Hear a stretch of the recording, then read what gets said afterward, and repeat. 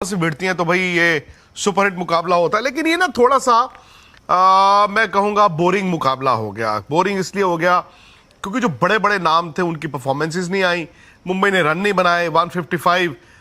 चेन्नई ठीक है, आप कह सकते हैं कि लास्ट ओवर तक ले गया, बट दिख ही रहा था कि चेन्नई आराम से 156 चेस कर देगा।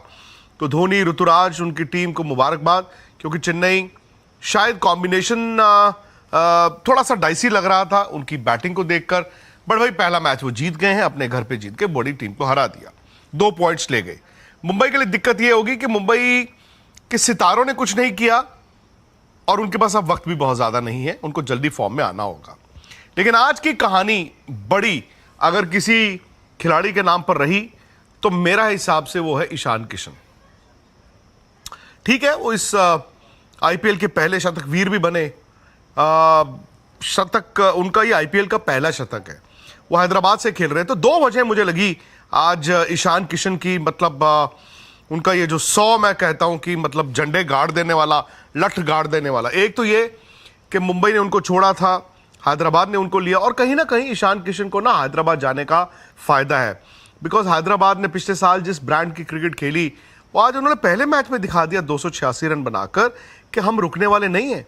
जो दिन हैदराबाद का होगा वो इसी तरह से गोलियां ही चलाएंगे।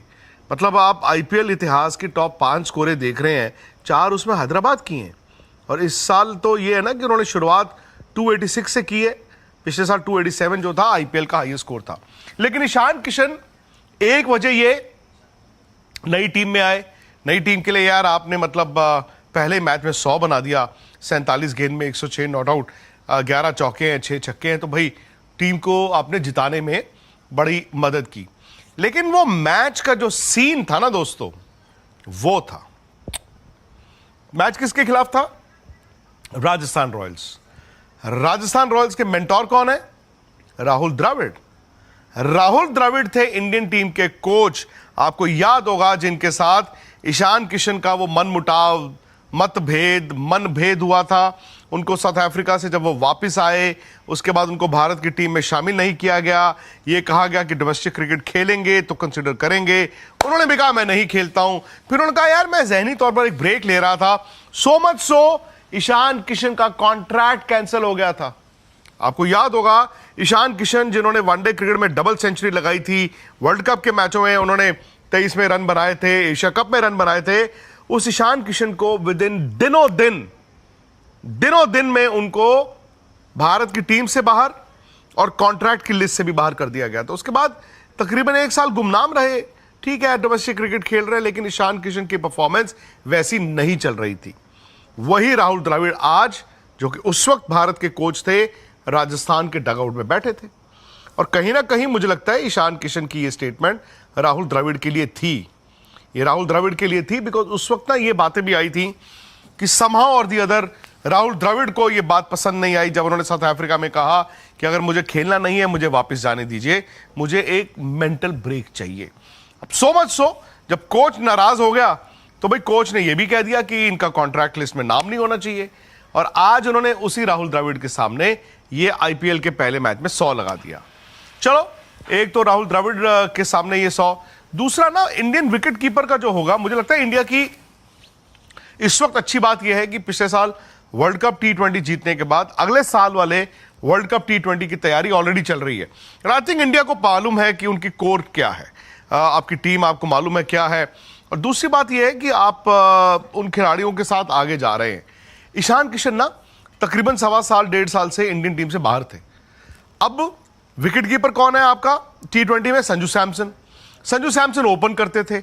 अब अभिषेक शर्मा और यशस्वी जायसवाल शायद ये 2 सलामी बल्लेबाज होंगे, तो संजू सैमसन ही अब भारत के शायद अभी फर्स्ट चॉइस विकेट कीपर है। शायद वो 3 नंबर पे या 5 नंबर पे या 6 नंबर पे उनको अगर अब T20 में वो विकेट कीपर रहते हैं तो बैटिंग करने को मिलेगी। और संजू सैमसन ने भी बाय द वे आज रन बनाए। लेकिन मेरा ये मानना है कि उसके अलावा भी तो विकेट कीपर्स होंगे ना। और ये आईपीएल आप लिख के ले लो, विकेट कीपर्स का ऑडिशन है। बहुत से स्लॉट ऐसे हैं जो भर चुके हैं, बट शायद विकेट कीपर में ना संजू सैमसन और उनका बैकअप, ये ऑडिशनिंग चलेगी। आज ईशान किशन ने 100 बना दिया, ऋषभ पंत को ये शायद देखना चाहेंगे। हालांकि मेरा मानना है कि पंत ने T20 में चूंकि कुछ किया नहीं, तो शायद वो उस रेस में अभी बहुत पीछे हैं। केएल राहुल की भी लोग बात करते हैं, ध्रुव जुरैल की भी लोग बात करते हैं, बट अगर ईशान किशन इसी तरह इस IPL सीजन को अपना बनाएं तो आहिस्ता आहिस्ता क्या होगा दोस्तों, ईशान किशन इंडियन टीम में जो रास्ता गुम गए थे वो रास्ते पे दोबारा वापस आ सकते हैं। तो मेरा ये मानना है कि ईशान किशन की शुरुआत अच्छी है और as wicket keeper batsman T20 के दरवाजे उनके लिए बंद नहीं हुए हैं, ये आज वो लेकर जाएंगे। और चूंकि उन्होंने ये 100 राहुल द्रविड़ के सामने बनाया, वही राहुल द्रविड़ जो कोच थे इंडियन टीम के, जब इनका कॉन्ट्रैक्ट भी कैंसिल किया गया तो भाई उनके लिए यानी कि ईशान किशन के लिए ये सोने पे सुहागा हो गया। अब सोने पे सुहागा तो आपके लिए भी बहुत सी चीजें हैं। एक है एक्सचेंज 22।